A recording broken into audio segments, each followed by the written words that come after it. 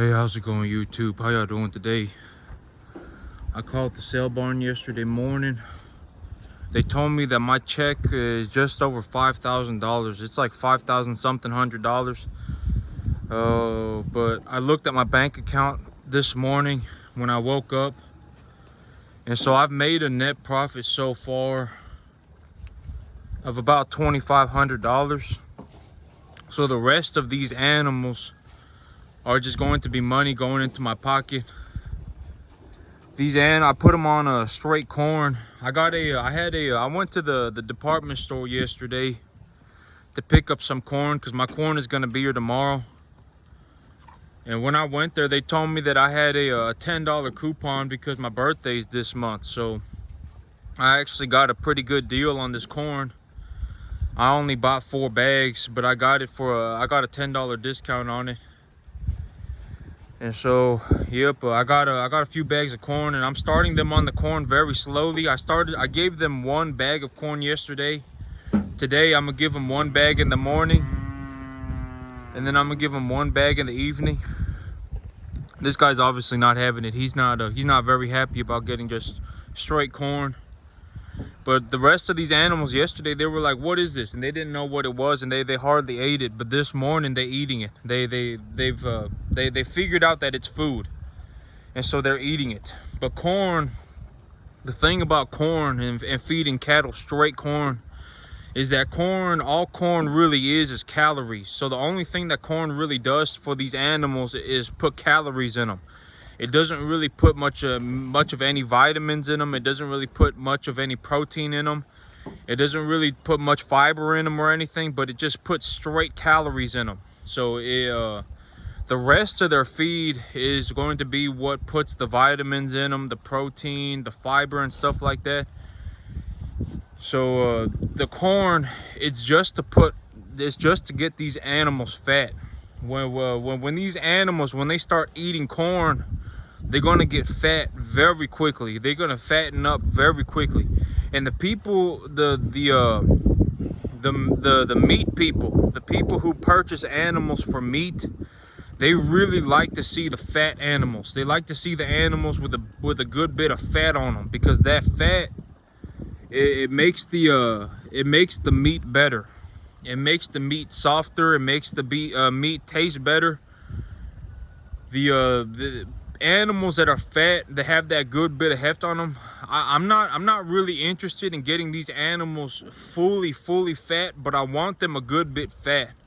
I don't want them extremely obese, but I don't want them like walking around morbidly obese, but I do want them, when people look at them, they should go, "Wow, this is a good looking animal. This is a pretty fat little calf right here. This is a pretty good looking animal."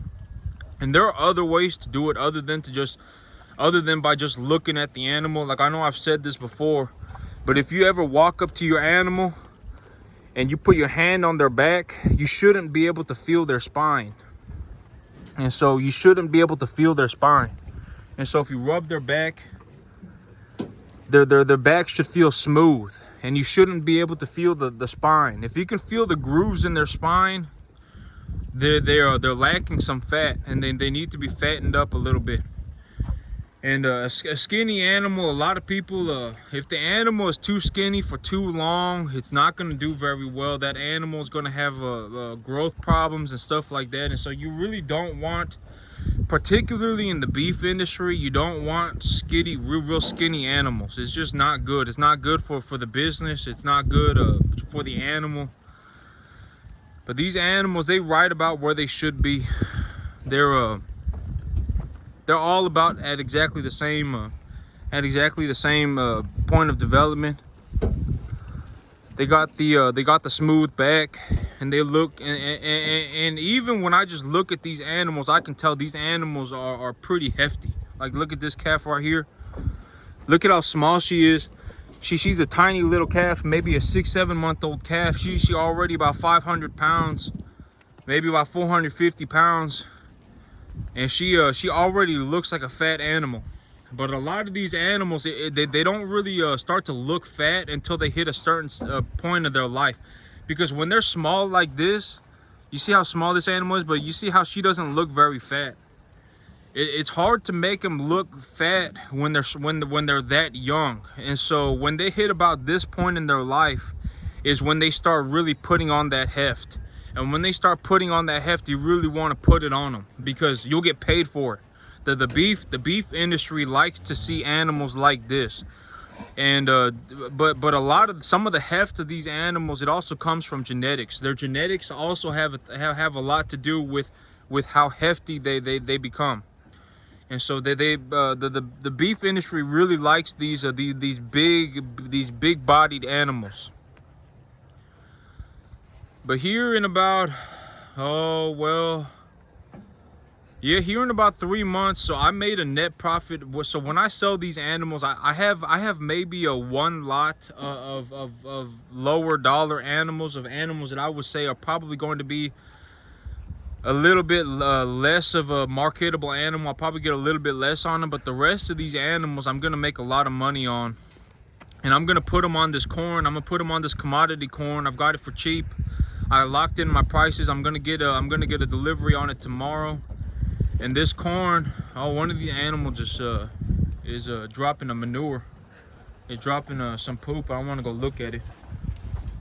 Okay, so I mean it is very liquidy, but it's not extremely. Oh man, actually, yeah, that's actually kind of problematic. So these animals are having a bit of acidosis on this grain, and I'll show y'all what the acidosis looks like when they poop.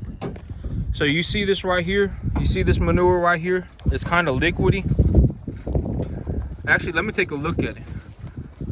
Yeah, but you see this manure right here? You see that gas bubble in it right there? That's the beginning signs of acidosis.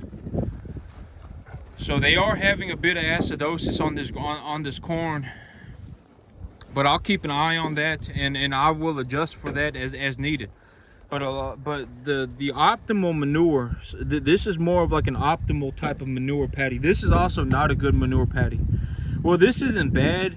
This is about as bad as that manure patty with the acidosis bubble in it, but the other way. And so this animal probably needs a little bit more of a digestible feed. It probably needs a little bit more protein.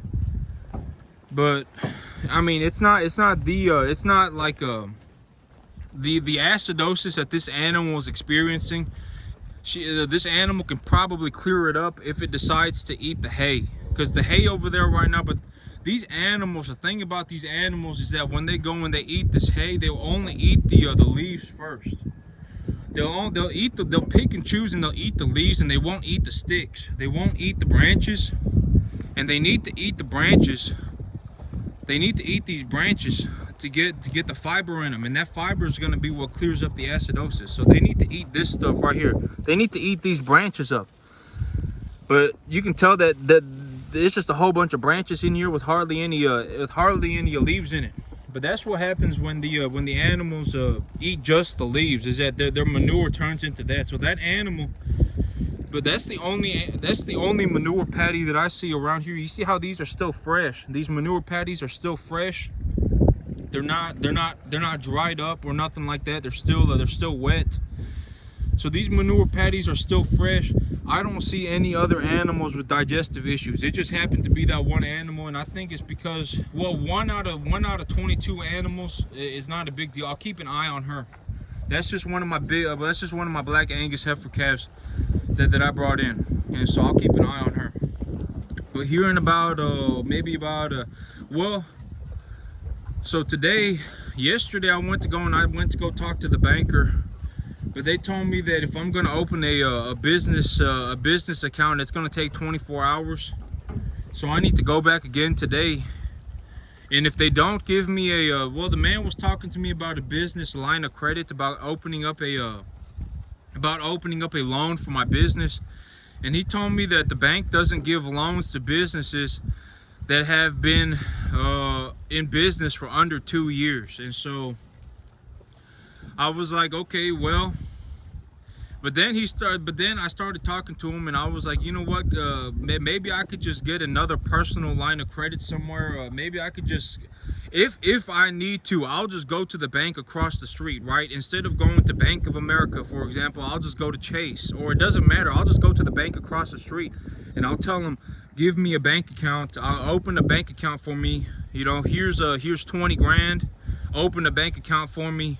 Put the $20,000 in it and give me a loan for 75 grand on an 18-month line of credit with 0% interest for 18 months, and they'll do it. I mean, they will. They'll do it. I mean, it just is what it is. That's how the banks work. And so hearing about these animals, I can fatten them up on some corn. I got some corn coming in. I can fatten them up on corn if I feel like it. But I need to open up my line of credit today. I need to open up credit lines today so that I can start bringing in new animals. And these animals here, I can sell them as necessary. So when I think that these animals are ready to go to market, I can take them to market at that point. When I think, okay, this animal at this point is when I'm going to make the most amount of money on this animal, I can take them to the market. And so that's, you know, these animals, the money that I make on these animals is going to go straight into my bank account, and I'm going to be able to keep it. So yep, I'll probably make I would think I'm probably going to have about $40,000 in my bank account here in about the next 2 months.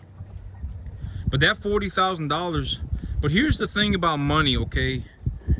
Here's the big thing about money. The big thing about money, you know, it's very difficult to be happy if you don't have enough money. There are people who are going to walk around like Mother Teresa, right? And they're going to give up all of their financial desires. They're not going to say, oh man, I don't want money, and then they're going to want to live in a house or whatever. You know, or they're not going to want to eat good food. You know, if somebody says that they don't want money, but they want to eat 3 square meals a day, and they want to live in a good home, and that's what they want to do, they're lying. I mean, they don't know what they're talking about, because money would get them 3 square meals a day, and money would put a good roof over their head. And so it's hard to be happy without money. But money does not exactly make you happy. I would say that I'm not exactly I don't walk around like I've taken drugs. Like I'm not like extremely happy every single day just because I've got 40 grand in my bank account and you know and whatever. You know, like I don't walk around like I'm on drugs or whatever. You know, I'm not super happy. But I would say that I am definitely happier than not having money in my bank account, because not having money in the bank account is very it's very depressing. I mean, if you're stuck at zero constantly and you're stuck at, you know, and just have a very small amount of money in the bank account all the time, it's very difficult. I would actually say you would be happier working 80 hours a week than you would be having too little money in your bank account. If you have too little money in your bank account, you would actually probably be happier if you worked 80 hours a week. I mean, that's how big of a drastic difference. Well, I mean, that's how drastically unhappy a lot of people are with too little money in their bank account.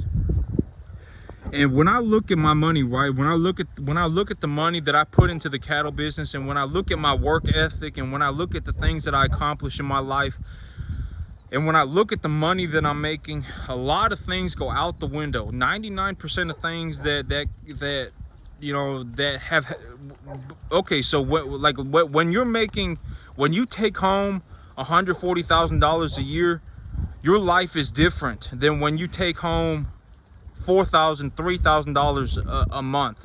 Some people, you know, okay, so here's another big thing about money. If you use all of the money that you make, you will always be poor. You will always be broke. You will never have money.